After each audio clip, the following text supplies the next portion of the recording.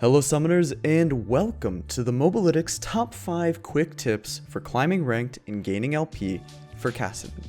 So for this video, one of the best ways to start with Kassadin and understand how you personally stack up to other players is with the GPI.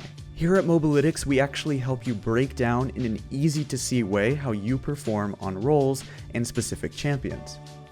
If you are just learning Kassadin and or pick him up right after watching this video, use the link in the description down below to sign up today to check out your Gamer Performance Index.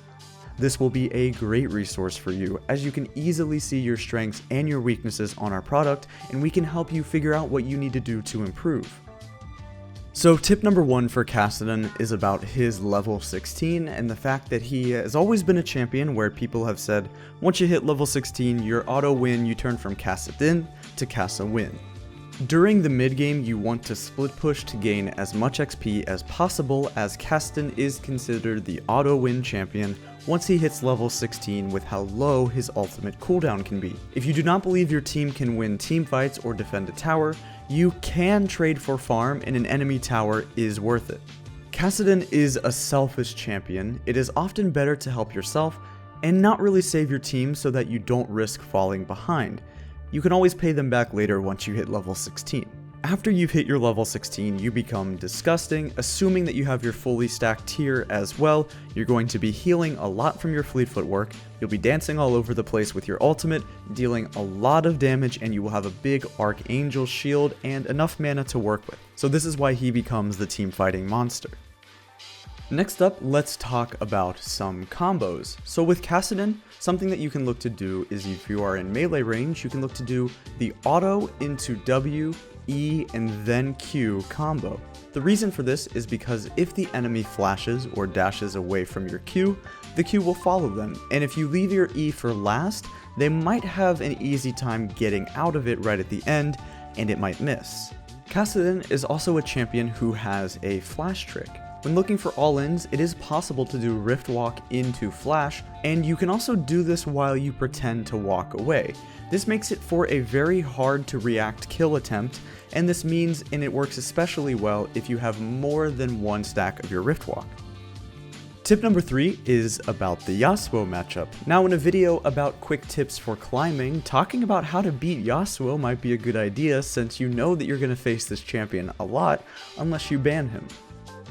With Yasuo, he can win wall your Q, which makes your poke in lane much worse versus him, but the other thing is that he stacks up your E pretty consistently for how much he spams his abilities. On top of that, win wall does not block your E force pulse. Maxing your E versus Yasuo or a champion like Riven or somebody who stacks up your E quickly is a great idea and will give you a lot more kill pressure.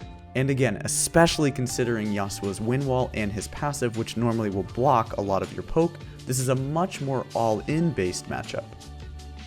Tip number 4 is just a super quick tip about using your R's back to lane. You want to use 2 of your ultimates back to lane and no more or no less. Using 2 ult stacks on cooldown on your way back to lane means that you're going to reset that to 0 stacks by the time you actually get back to lane itself, barring a couple minions here and there if you're farming under your tower. You can use the same philosophy when roaming as well. If you're playing Kassadin and you're using more than 2 Rift Walks to get to where you want to go, unless you're very pressed and need to get out, you're not going to have enough mana to fight if you use more than 2 stacks. Finally, let's talk about 3 good champion matchups you can pick Kassadin into, and of all champions in the game to pay attention to these, Kassadin might be the most important. Kassadin is what you call a polarizing champion.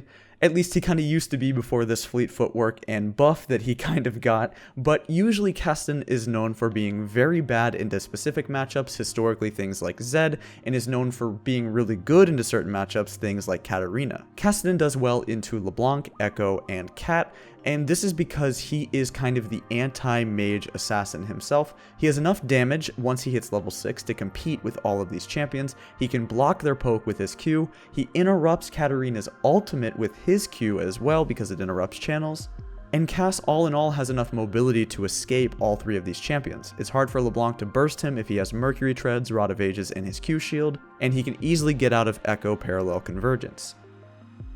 So those have been the 5 quick tips for Kassadin. Make sure you check out that product at mobalytics.gg. It's going to be a great resource for you, especially that champion-based GPI for Kassadin. Anyway, thanks for watching, and follow us on all of our socials.